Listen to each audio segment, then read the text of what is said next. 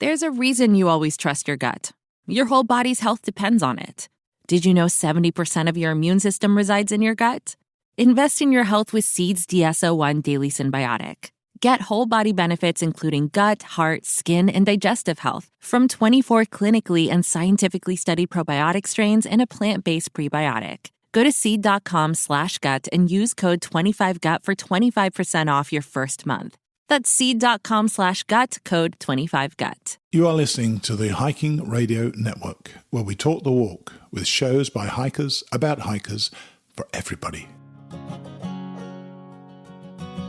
I'm wondering if you'd go wandering with me through the wilderness and woods to where the winds are blowing free, through the darkness of the night, heading toward the morning. Welcome to the Jester Section Hiker Podcast with the spotlight on section hikers. And I'll spread the word and you beat the drum. We'll round up the troops and get the gang to come. And we'll leave the streets and these neighborhoods, head over the river and through the woods. Hello, everybody, and welcome to the Jester Section Hiker Podcast, your premier podcast with the spotlight on section hikers, and I am your host, Julie Jester Gayhart. January has turned out to be quite the month for guests on the podcast, and so far, we've had my guest co-host Austin, our very own section hiking veterinarian, Dr. Aaron, and Mills Kelly, who has been out section hiking the Appalachian Trail for over 50 years. I hope you've had the chance to hear those recent episodes, and if not, I recommend going back and giving those a listen. I promise you will not be disappointed. And today's guest, Brad Felton, just adds more finesse to the month. As you will hear, Brad has, well, a very high-profile career with a lot of stress, so he shares how his first section hike on the Appalachian Trail helped him change some of that. He also has a pretty popular YouTube following and doesn't mind sharing that he is a male over 50 and how going more ultralight with his gear has helped with overall joint health and continuing to stay active as a hiker. You can find Brad on all the social media sites and over on YouTube by searching for As the Crow Flies Hiking. If you want to check out the video that caught my eye the most, look for his video where he did a post-backpacking trip press conference. It was hilarious. And now on to Brad Felton, or Crow. All right, you guys, welcome back to the podcast. And you guys are, when I tell you you are in for a treat today, I mean it. So please welcome with me Brad Felton, or also known as Crow. And I'm going to call you Crow. So welcome to the show, Crow. Thanks, Julie. This is awesome. I am so excited about this. I don't know why I'm laughing because, Crow has on these gaming headsets, which is awesome. And they have very, very good audio, but I always have to tell everybody to kind of move that mic away because the gaming headsets, they pick up everything. But I think we're good, Crow. Okay, yeah, I stole them from my 14-year-old son, so I didn't test them out before, so hopefully it'll work. Well, you sound awesome. So let's kick this off by, I don't do this on every show, but your trail name is Crow. So how did you get that?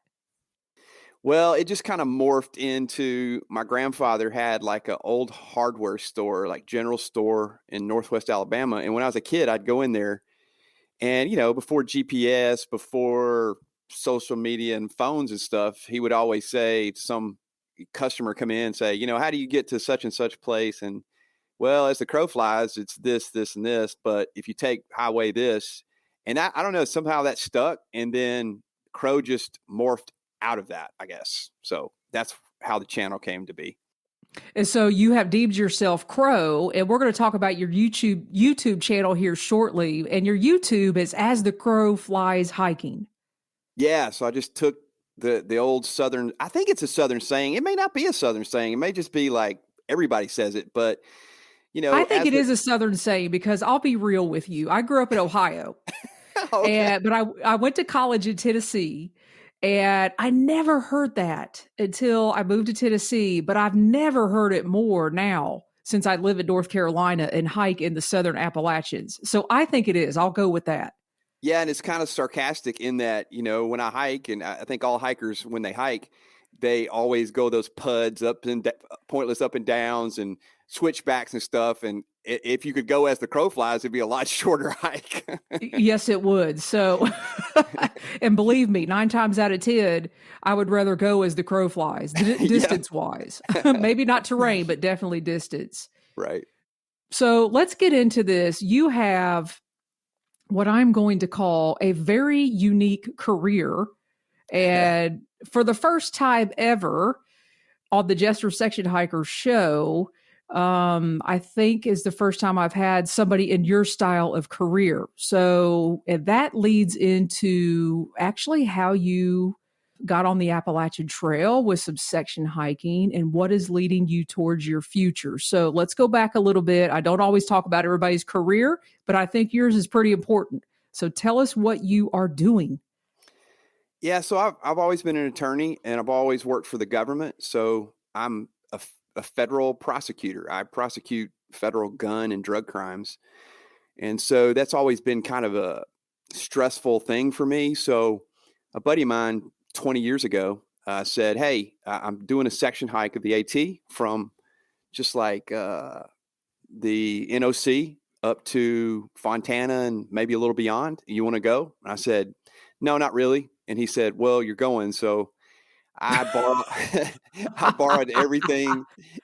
Yeah. So I borrowed everything that he had. He gave me gear, and I went out of that mountain, out of the NOC, and just about died climbing up it. And oh my God, what a first hike. Seriously. Yeah. I mean, on the Appalachian, that's one of the toughest climbs on the entire trail. Yeah. I don't know how I came back, but I don't know. Like the second night, I forgot about work. I forgot about all the literal trials that I had, like murder trials and stuff. That was when I was back as state prosecutor and doing murder cases, and everything kind of faded away. And I started to notice the trees and the clouds, and I was like, okay, this is it. This is what I want to do as a hobby, So did you take that trip as, obviously it was a learning foundation for you. You borrowed gear. You chose one of the steepest climbs to go on the entire Appalachian Trail, and you made it out. So how long was it after that until you went on your next trip? And kind of talk about your progression as a hiker a little bit, and maybe that will lead into you starting your YouTube channel. Yeah. So my buddy, he goes by Avalanche, and he and I do a lot of hikes together over the last 20 years. And there was this kid that was at one of the shelters right there at the top of out of the NOC, and his trail name was Liquid. And he had, what is that blog that people do? It used to be before YouTube. It was just Trail Life or something, trail journals. Oh, AT Trail Journals. Yes. AT, yeah. And so I started reading his trail journals as he went along, and he ended up breaking his leg somewhere in like Connecticut or something. And I was like, oh, wow, this AT thing is amazing. And so my buddy and I started doing a lot of hikes on the Pinhoti, because that's closer to me in Alabama.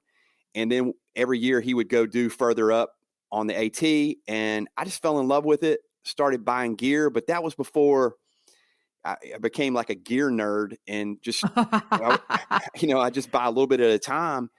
And, it just kind of engulfed me. Like everything I wanted to do involved something with the AT or the Pinhoti or some sort of trail that I would just find, And I will say that you have actually, over the years, created your own little community of hikers, because what I find very intriguing and what draws me back to your YouTube channel is you do a lot of collaborations, but I actually think you're just out hiking with your friends, and you guys are chatting about gear. You're having conversations about being on the trail, your nutrition, and all these things.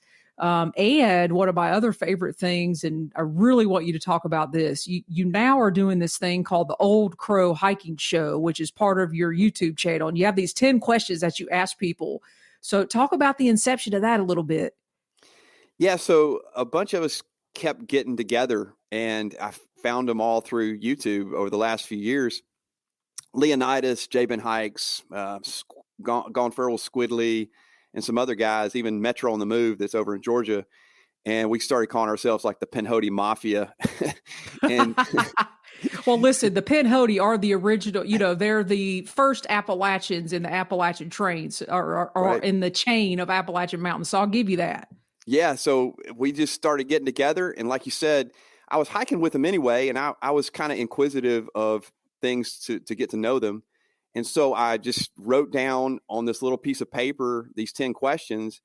And I did what I call redneck lamination. I just put Scotch tape over it. I didn't go to the trouble of laminating it. And over the period of time, I think we've done 18 episodes now. And just people that I've ended up hiking with, I mean, it's been the coolest experience getting to know these people that I never would have met other than YouTube. And for whatever reason, a few of them like me. I don't know why they like me, but we get along good. And I just love meeting people on the trail. It's just been the best experience of my life.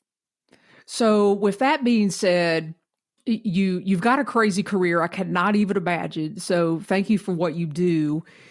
You pick one of the worst section hikes you can go on for your first section hike, but you made it. You've created this group of friends. You've got your YouTube channel. You've got the Old Crow hiking show. But another thing that intrigued me when you and I had our initial conversation, I always talk on the show, and I've had females on, and we talk about being females of a certain age, and certain things happen to you, when you reach a certain age, and you got to think about, your knees, your joints, and all this stuff. But I've never had a male on that claims to be over a certain age, which is 50, but you do. So you kind of pride yourself in being a male over 50 and kind of figuring out your gear and going ultra light. So how did that all take place? Obviously, you have to reach the age 50 for that to take place. But when did you start talking about that? Well, I found a Facebook group about hiking over 50 or something like that. And as I was turning 50, it really kind of happened at about 48 or 49, actually. But I noticed as I was hiking, I've been hiking for 20 years, my body just wasn't as consistent as it used to be. And then like Senior Hiker 77, he always jokes that I joke about being old. And he says, "You're not old." And I started joking about it on the channel. But then I realized there is a connection. I think there's a lot of people out there, male and female, who get involved in this type of activity as they reach a certain age because they want to connect back with nature. They've been in an office atmosphere inside for a while in their career. They want to connect back with the outside. And so I started saying that, and then it kind of developed, but more so just thinking about how, like I said, my body is just not as consistent as it used to be. And I think there's other people who feel that way. As when I hiked in my 30s, I would put all sorts of terrible food in my body, McDonald's and just, bad food, and I'd be fine. But now, as I'm getting 50 and older, I have to really be sensitive about nutrition. I have to be sensitive about stretching, trying to exercise, because my body just doesn't do the things consistently that it did 20 years ago. And I want to give it the best chance of being able to hike for another 15, 20 years and beyond.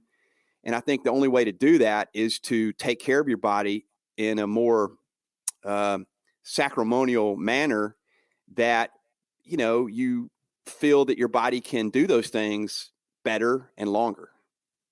So let's talk about some of those things, because that really intrigued me because, obviously I know more about what's happening to me as a female.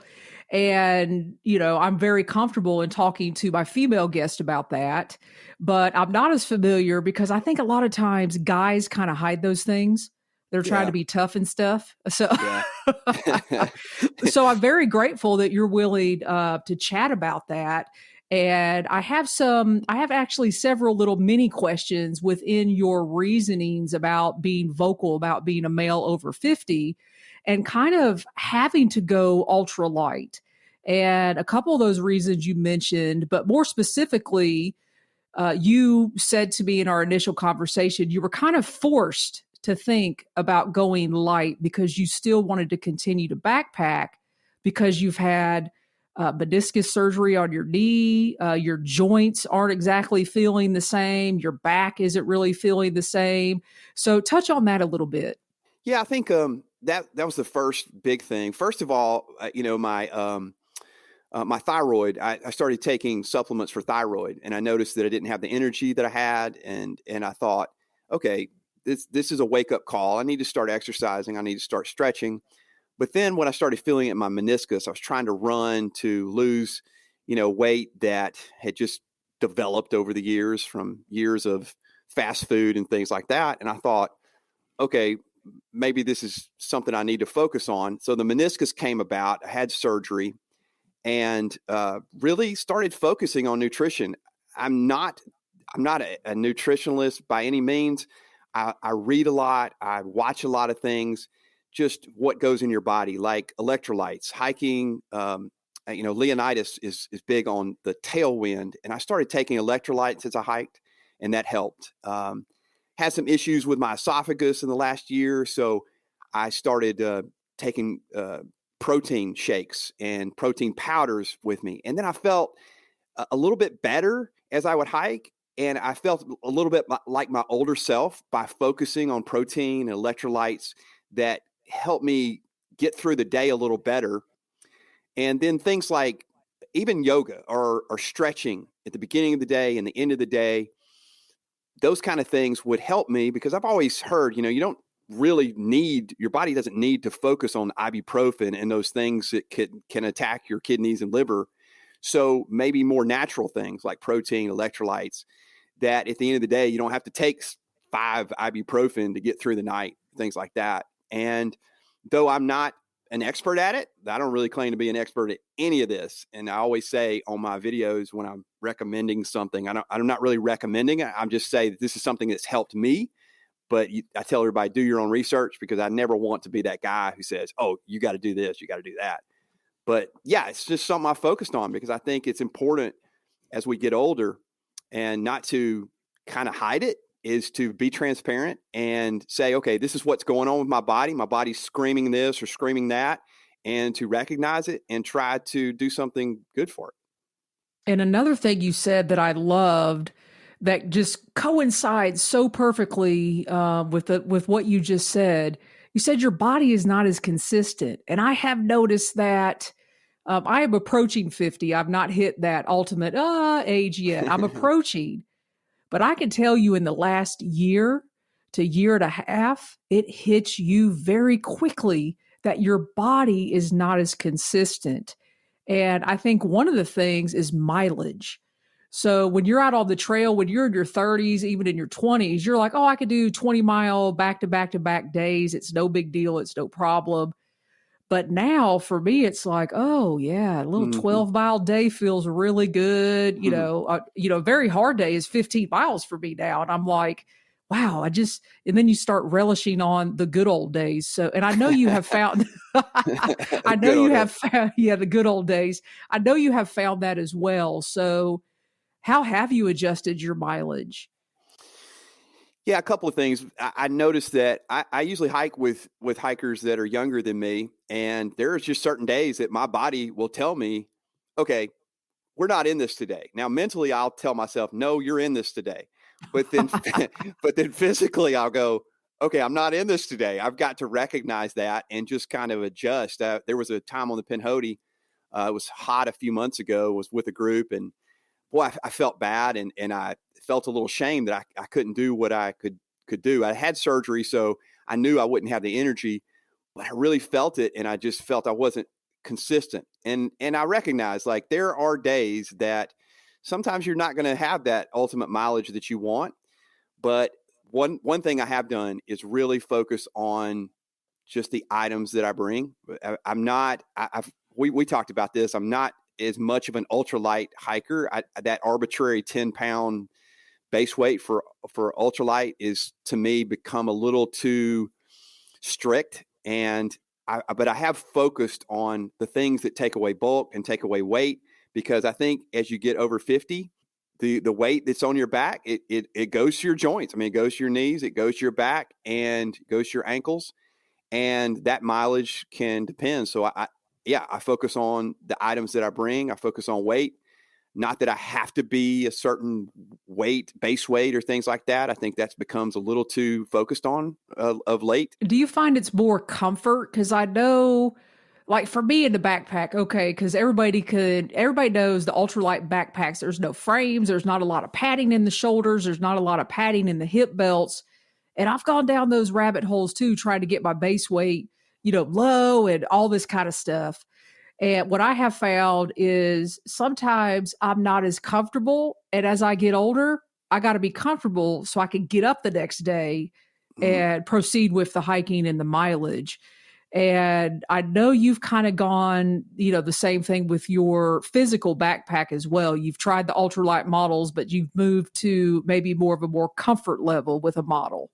Yeah, I think you really hit some good points there. I think that it does start with comfort. If you're not comfortable on the trail, then your body's going to react to that. And I think we talked about it. It starts, I think, two places. It starts with the pack. I did have an ultralight pack for a while, did not feel the comfort, and I've switched to a hyperlight mountain gear pack that has just a little more comfort in its carry. But the second thing that we talked about too is your shoes. If you're not comfortable down there where you're connecting with nature, that is the ground, and your feet, that's the ultimate bad experience for a hiker. And so I always tell people, if you're getting into backpacking, before you even think about your pack, think about your shoes, because you can start with a day pack, but get your shoes right first. Find that shoe that works for you, and then move up with the pack, the sleeping bag, those things. Because a bad day in shoes on the trail is the worst day to me. Yes. And the shoes to me are foundational. It's just like, I cannot remember where in the Bible right now, but it always go back to it, the wise man, where he built his house on the sand, in the water or whatever it is. And I'm sure, you're a biblical guy, Crow. So do you remember that story? You don't want to build your house on the sand. Well, you don't want nasty shoes, and you don't want, you want a concrete foundation that's going to hold you and take care of you and are going to last, because probably the number one thing that's bothered me are my feet over the years. Yes, absolutely. Those blisters and things, that's where it all begins. And if that's hurting and you're new into backpacking, then you're not going to have a good experience, right? And I'm sure people are going to email me, because I know I have blown up that quote about building your house. I know I've blown that up, so I'm going to have to look that up. But everybody gets the point. You got to take care of your foundation. And it sounds like to me, you're still growing in that as well. Do you feel like you've got your gear perfected, or are you always trying different things? I do still try different things, because I'm just such a gear geek. I mean, I'm just a nerd. I will watch videos all day long. But I remember something that Senior Hiker 77 said to me recently, and that was, sometimes when you get to the end of the rainbow with gear, you just got to eventually just say, okay, I've got what I need, and let's make minor changes. So I do feel like I've dialed in what I want right now, unless some new Dyneema experience comes out. Something beyond that. I'm pretty dialed in. I feel comfortable. And once you get to that place, I think it starts to slow down for you. Like when people talk about when they're in the football game and the game starts to slow down. I think it does slow down once you feel comfortable with your gear. And then it's more about finding the trail you want to be on, or finding the right mileage or things like that. So yeah, I feel good, comfortable about my gear. I don't tell people, oh, you should get this gear or you should get that gear. I think they all should find out themselves what they do. But yeah, finding that place where you're comfortable with your gear is a happy place for me. It's that end of the rainbow, like Senior Hiker told me. And so you told us what backpack you're using now, the Hyperlight, and you mentioned your shoes. So what shoes are you wearing now? I don't know why this happened, but somebody told me about the Ultra Olympus, and The Ultra Olympus 3s look more like clown shoes, but I wore them anyway because I got a deal with ones that were bright neon, and I put them on and they were very comfortable for me. But that is just for me. I love the wide toe box. I love the cushion of the Olympus because the Olympus is the highest stack that Ultra carries.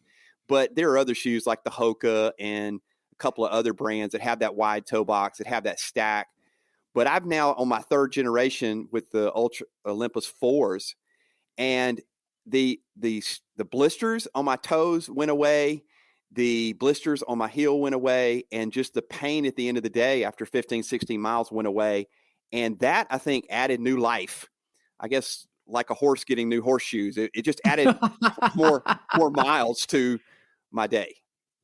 Yeah, it's a great feeling when you finally figure out that perfect shoe. And I will also say sock combo, because you got to have the right sock too. Yeah. So I went with, I do like the Darn Tough because they have that lifetime warranty, and I've traded in once.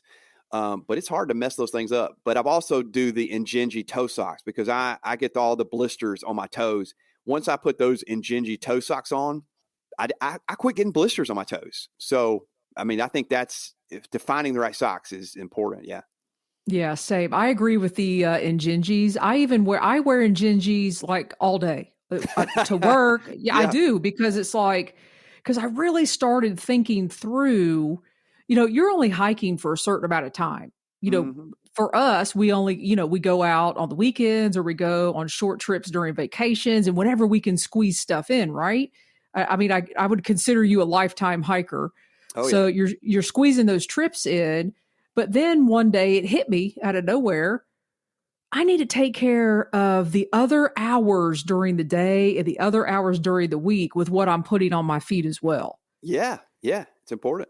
Yeah, absolutely. So you seem like you have figured this out already. It took me a while to figure that out. Like, I need foot health like all day, not just when I'm on the trail. So good point. I don't know absolutely.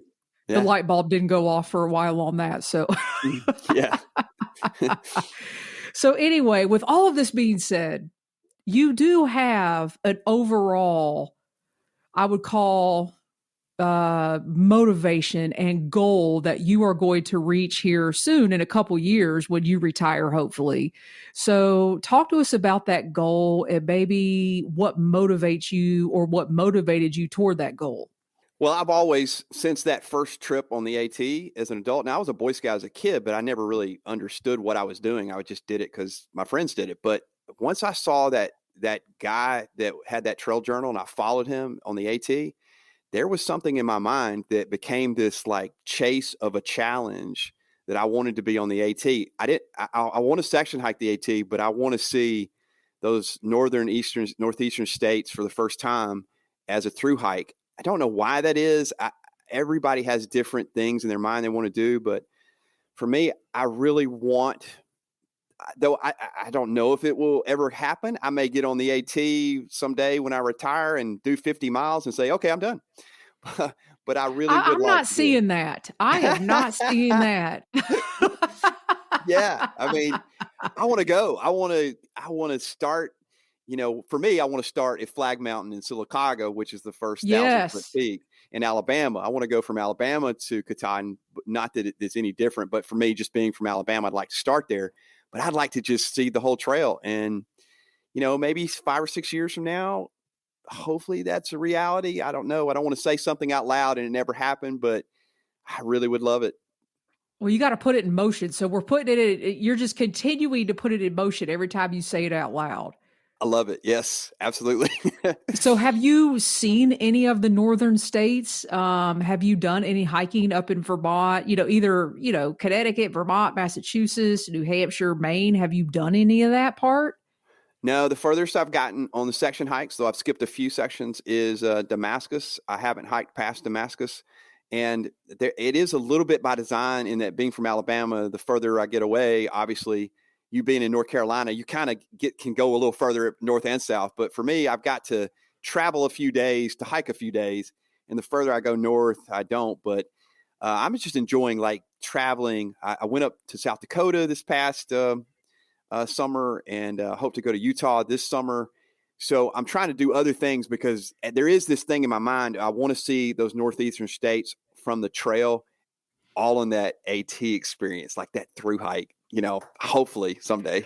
Listen, Crow, I'm telling you, you're going. Okay. I'm telling you, I can see it in your eyes. I can smell it from here. I can smell it all the way up here in North Carolina. Oh, And you wow. also had a couple people that you have followed on YouTube, Early Riser and Evan. And I think they've impacted you greatly. Talk about that a little bit. Yeah, that was my first real experience. After I read that trail journal of that kid that was in the shelter with us, then I just started going to YouTube, and that's what got me into my channel. I saw Evan's. I think Evan was the first one. I think it was 2018 he did it, and Evan is just an incredible man. He's also an attorney and lives in Tennessee, and so I followed his AT hike every video. I mean, I waited like the Yellowstone series or something. I just wanted to see that next episode. And listen, he hikes in like sandals, and I mean, does a tarp. I mean, he's very ultralight. Yeah. Yeah. And just the way he presented the trail, he had a historical aspect of it, and he gave all this detail. And so he would talk about early risers. So I went back and watched early risers 2017, I believe, I may have the years wrong, 18 and 19 or 17, 18. But early riser is just like this super motivational guy with that military experience. And he would say something in the video and go, all right, I'm going next. I'm going to do it. Then I'd wake up and realize I got to go to work the next day. I'm telling you what, Early Riser, I have got to find that video where he talks about getting up early in the morning, and really absorbing what the trail has to offer early in the morning. And I mean, I had already been on the trail. I can't remember, like you said, what year he finished, but I finally finished my complete section hike in 2017. And I still follow Early Riser. Any video that comes out with him, I am sucked into YouTube. I'm watching it because he certainly motivates me to continue, to do and live the dreams that I have in life as well. So maybe one day we'll meet him. Who knows? And aren't you about to finish your second through hike? Yeah. Section hike? Oh my gosh, that is so cool. Yeah, I know. I'm nuts. I've got about 500 miles. Two of the hardest states, New Hampshire and Maine. So we'll see what happens. I have so much I want to do. It's hard to prioritize. So it's like, I really want to finish it for a second time, but I really want to get out on some other trails too. So we all have that problem, don't we? I think it's this hiker, some sort of DNA infused in our DNA. It is this like, okay, I got to do this trail. I got to do this trail. I got to do this trail. And we just get sensory overload in that, okay, I'm just going to do every trail. And then you got to wake up and realize I can't do all of them, but I do what I can find, And I have this completist thing too, because Austin and I have talked about this. Once you start something, you feel like, you need to complete it. So it's like for the AT, for it still to be undone for the second time, that gets in my mental psyche like, yes, I want to complete that for a second time. So there's that too. I don't know how you feel about that kind of stuff. It's almost like packing your pack. When you get ready for a trip, you got to get it completely done. You maybe unpack it, do it again. It's just that completion theory that I think is in our hiker DNA. We got to finish. It's got to be that next mountain to get over. It's so cool. So listen, I thoroughly enjoy your YouTube channel. I am so glad you agreed to come on the show. You have a ton of influence in the hiking community. I mean, and everybody needs to go watch your video that sucked me in. You did this press conference. You did like oh my God, it was phenomenal. You did this, you went on, I don't even know if you went on a backpacking trip, but you did this whole like sports press conference. It was amazing. Yeah. So before we close out, tell everybody how you kind of threw that together. Yeah, I'd seen something about like a dad press conference, and it was taken through like some toddlers and how he messed up through the day. And I thought, wait a minute, that could go into backpacking. So I just came up with these over the top scenarios about different questions that were asked to me by press people. It's just this fictional, like I was actually somebody that was important, which I was not. But it was just these over the top questions about, we understand you acted like you did 20 miles, you only did 10, or, we understood The you one went with about somebody asked you, are you confident that you should have eaten that backpacker meal last night? Yeah, and I went into the, having gas that day, and the hikers behind me were in trouble. So it was just a goofy, stupid thing, but I had fun with it. No, I think you should do more. You should do one like after every one of your trips. It was awesome. But I know that's a lot to put. You even had like the flashing camera lights in the back, yeah. like people were taking pictures of it. It was great. Thanks so much, Julie. That was fun. So hopefully you and I can eventually connect. Eventually I got to get down there to the Pinhoti. So if I'm ever in that area, I'm definitely going to give you a call. Please come on. You can be an honorary member of the Pinhoti Mafia. Yes, please. Yeah. I love it. I'm going to hold you to it. So I know you've got something that you want to close us out with. So I think we are at a good time to do that. So Crow, again, thank you. And I'm going to turn it over to you. Thanks so much. Yeah, I had a couple of quotes that I wanted to give, just real short things. I keep these in my office at work, and I look at them each day just to remind me. I'm a glass half empty person, so I always need something to give me inspiration, like early risers, videos that people that inspire me. So these are two quotes that I found. The first one it's by Tom Hiddleston, and I found this, and I have it as on my door as I walk out each day. It says, "You never know what's around the corner. It could be everything, or it could be nothing. You keep putting one foot in front of the other, and then one day you look back and you climbed a mountain." I always love that quote, and it just kind of helps me to think about each day and moving forward. Another quote that I have, and I don't know the author, I have heard when I found this that the legendary Bear Bryant, the coach of Alabama, had this in his wallet. But I keep this on my door just to remind me of a similar thing. And it's called the Big Trade Prayer. The quote is this: "This is the beginning of a new day. God has given me this day to use it as I will. I can waste it or I can use it for good. What I do today is very important because I am exchanging a day of my life for it. When tomorrow comes, this day will be gone forever, leaving something in its place I have traded it for.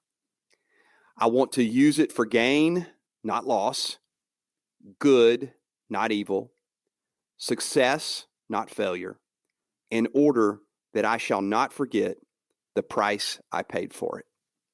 So that's been inspirational to me. I love it.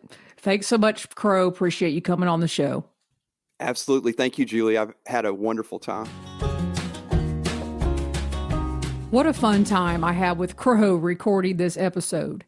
I hope you all take a moment to go over and check out Crow's YouTube channel, As the Crow Flies Hiking, and see all the great hiking information, his hiking adventures, and interviews with other YouTubers. Thanks for joining me, Crow. As always, you can go to hikingradionetwork.com and click on the Jester Section Hiker Show to find all of today's show notes, pictures, and links mentioned in this episode. If you find value in what we do here at the network and want to give back to help in the production of our shows, you could always leave a donation by clicking on any one of the donate buttons found on our website. And be sure to leave us a note on why you enjoy our shows. Thanks for listening, be safe out there, and happy section hiking. I'm wondering if you'd go wandering with me through the wilderness and woods to where the winds are blowing free, through the darkness of the night, heading toward the morning light.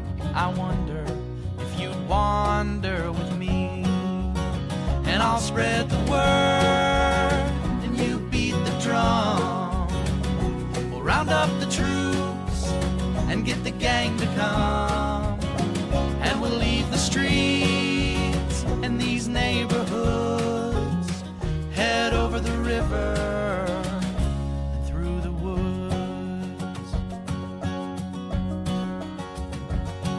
You're wondering if I I go wandering with you? What kind of trouble we'll get ourselves into? Would it be wrong to tag along with a band of vagabonds? You wonder if I'd wander with you. So I'll spread the word and you beat the drum. We'll round up the troops and get the gang to come.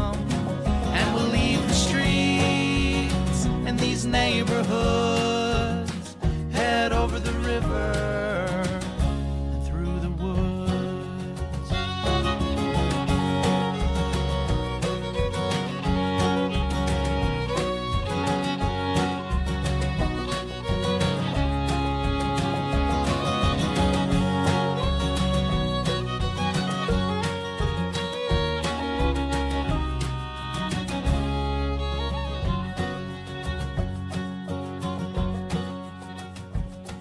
I'm wondering if you'd come wandering my way. If you ever get lost or if the trail leads you astray, the music of the pack can always bring you back. I wonder, can we wander away? And I'll spread the word and you beat the drum. We'll round up the troops and get the gang to come. And we'll leave the streets and these neighborhoods, head over the river and through the woods.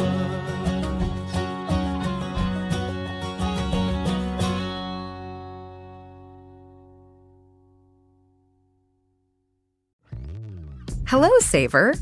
Whether you're saving for that trip to the tropics or saving for an emergency, now is the time to take advantage of Wells Fargo's savings options. Wells Fargo offers savings accounts that can help you save towards your goals. So, what are you saving for? Visit a Wells Fargo branch or wellsfargo.com/save to open a savings account today. Wells Fargo Bank, N.A., member FDIC.